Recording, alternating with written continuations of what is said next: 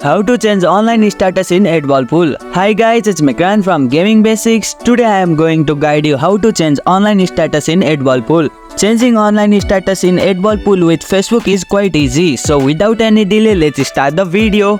Open the 8-ball pool app. Launch the 8-ball pool app on your Android or iOS device. Access the setting menu. On the main screen, look for the gear icon in the bottom of the screen. Tap on it to open the setting menu.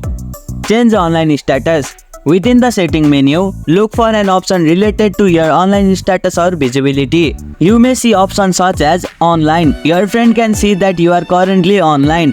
Offline. You will appear offline to your friends. Select your preferred option to adjust your visibility. Save changes. If there is a save option, make sure to confirm your changes. And here you go, it's done. That's how you can change online status in 8-ball pool. If you liked our video, press the thumbs up and share button. If you have any question, comment down below and don't forget to subscribe the channel for more tutorials.